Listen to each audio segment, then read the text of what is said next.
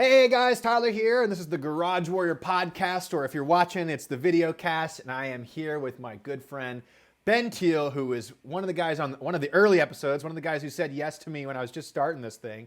So, Ben, how's it going today, my man? Hey man, it's going great. I'm excited to be on the show again, and I'm glad that I was there when you were just starting out. I'm glad you're still talking to me now that you've blown up. So I'm excited to be here. Well, cool, man. I appreciate you getting on the call. So, just for those who maybe don't know who you are, Ben is the creator of Metabolic Mayhem program. He's got some really good programs out there. But give us kind of a snapshot kind of into who you are, Ben. I love hearing the background because you're not the typical fitness guru. You do something else for a living as well. So give us a quick little background, that 50,000 mile view, and we'll dig into what we want to talk about today. Sure. The 5 minute view. I graduated college. I was an athlete in college. 198 pounds, fit and trim. 2 years later, after just giving up on exercise altogether and continuing to eat pizza and drink beer, put on 120 pounds. Got really frustrated with that, and then went on a kind of a yo-yo diet kick for, I'm going to say, 2 or 3 years. And then finally, one day I was sitting with my wife. We had just had our first child, and I was still pushing 290, 300. And I was off to the gym and this might be something you can relate with, Tyler, having a newborn yourself. But, my wife looks at me, she goes, "Are you going to miss bedtime again?" And that just kind of, it flipped a switch that I needed to find a Stabs program.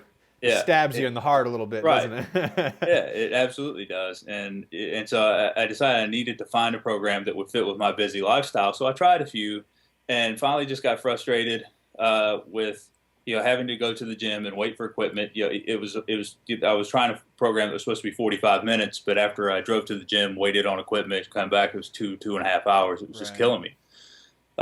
So I ended up creating, after doing a lot of research. Now I'm an economist by training, so I do a lot of stats, a lot of data.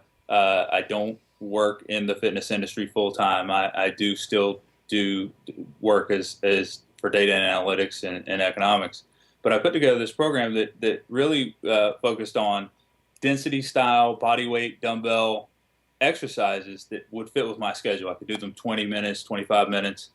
And that turned and after applying that for day after day after day after day after day, eventually those days add up, and I lost 100 pounds. Yeah. And so after losing that 100 pounds, I kept it off for quite a while, and I finally kind of got back into my athletic kick, and I started doing the mud runs, the Tough Mudders, the Spartan races. I think I've done 7 or 8 of them now. 12 miles at a whack. And on my last one, or not my next to last one now, I went headlong over what really looked like a human constructed beaver dam. Landed kind of funny, and when I pushed off, I sprained my toe. And I'm kind of hard headed, and this was like 2 miles into a 15-mile race. Right. So obviously you just manned up and finished the race, right? I absolutely, that's exactly what I did. I manned up and I limped through the next 13 miles. Finished the weekend, went to the doctor. You have a pretty severe case of turf toe, and you need to stay off of it for 4 weeks. And if you've never hurt your big toe, you don't realize How much you use it. yeah, the usefulness of your big toe. Oh man. It would hurt to walk. It It's would like hurt to losing do your anything. thumb. It's like Yeah, losing your thumb, right? it is. Yeah. And so, about 2 weeks into it, it felt good. I could walk down the hall, and I was Sure. I was good. So I decided, you know what, I'm going to go full steam ahead and go train. And 15 minutes later, I am hobbling around again. All you And men out there have never done this before, I'm sure. right, so we've done. I ended up doing this like 3 or 4 times. And so what would happen is I would train for 15 minutes every 2 or 3 weeks. And the more frustrated I got, the more my eating habits started to suck Spiral. again. Yeah, sure. And it's easy to fall into that lazy cycle.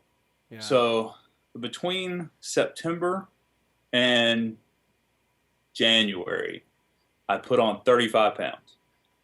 and went to a business meeting where folks like me and Tyler and some of our peers get together and we do business presentations.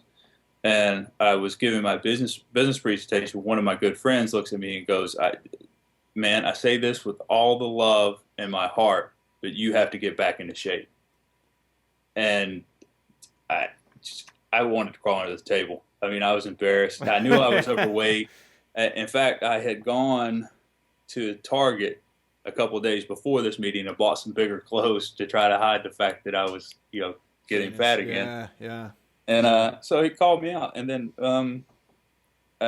another one of my friends just issued me a challenge, and it was go use your program, go use Metabolic Mayhem, take a picture of yourself every single day, Right. lose the 35 pounds. Right. And if you know me at all, I'm extremely camera shy.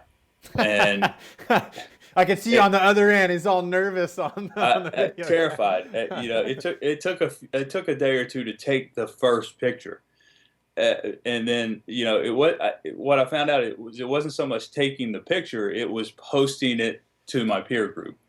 And you just have to man up and you post your before picture, and you get that accountability, because once you post that first one, if you don't post the second one, yeah, you just look like you're not following through, right? I mean, Right. there's some pride involved in that, and ended up posting that picture, and I'm actually still taking daily pictures. It just became a habit. I mean, the tripod went with me to Jamaica, to San Diego, to where else? I went to San Diego twice, actually.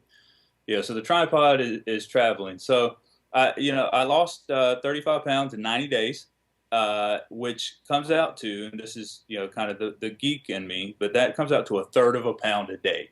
Right. So you can actually look at those pictures and see what losing one third of a pound a day actually looks like. Yeah, yeah, that's fantastic. That's why I wanted to get you back on the call and share your story, because I've seen you kind of down, and I've seen you kind of gaining some weight, and I've seen you lose it all again. And that's that kind of yo-yo diet thing that we see people do over and over again, is they go through these cycles back and forth. Yours was because of an injury. I gained a little bit of weight when my wife was pregnant and I was having a baby. Like, it's just, reality is life just slaps you in the face sometimes, and sometimes we lose track of what's important, our health and things like that. So that's why I wanted to get you back on the call, and I want to kind of go through the concepts that you used to make sure that consistency was there. Because to me, if you do anything consistently, you're going to get a result, right? You could take Absolutely. your hand and you could tap on it with your finger over and over again, and eventually there will be a hole through your hand, right? If Yep. you stay consistent. So why don't you kind of share with us kind of how important that was, maybe how important taking like a daily picture was, and really just staying like super accountable. Well, absolutely, taking the daily picture was huge. I mean, there was an old Seinfeld episode where, and I don't really remember the subject, but they talked about don't break the chain. Yeah. And so you start doing something daily, and you want to make sure that you continue that chain of daily actions. Yeah. I started, and I kind of dreaded to initially, right? Losing 35 pounds. It's not. I don't think anybody would call losing weight entertaining. It's not something you do for entertainment, right? It sucks. Yeah, it sucks. And so I started to sit down and go through my program, which I was familiar with. And as I sat there, I said, you know what? There's an easier way to do this. I don't need to know some of this stuff to lose fat. I just need to pull out my old action plan, Right. and look at what I did on day one, what I did on day two, and repeat that. Because what happens is we spend a lot of time and setting goals, right? And our goals are something like, and in fact, Tyler, you wrote a post on it a day or two ago, where somebody will write a goal and say, I want to lose 40 pounds Right. by the end of August, right? And that on the surface might seem like a reasonable goal. It's specific. It has an end date, and all of those sorts of things. But then what we never do, and what you don't see a lot in a lot of programs, is taking that outcome goal and saying, what are the necessary process steps that Yes. need to occur to get to that point? And really that's important. You need to have a day one goal. What am I Right. going to do on day one? And if I accomplish those goals on day one, I know that I'm on the right track. Because what happens is that longer term goal in your mind isn't crystallized. It's still nebulous. Even though you have this deadline, it's still nebulous. Right. But what can I do? What are my next actions? That's real. I can start checking off things off a list, and there's something in psychology called the Zeigarnik effect. And what happens with the Zeigarnik effect is if you've ever sat down to do, say, a crossword puzzle or one of those word find puzzles, and you start it and then you get sidetracked, maybe the kids are crying or maybe you have to go to work or something, you'll find your mind keeps coming back to try to figure out how to finish. You keep thinking about the puzzle. You want to finish the puzzle.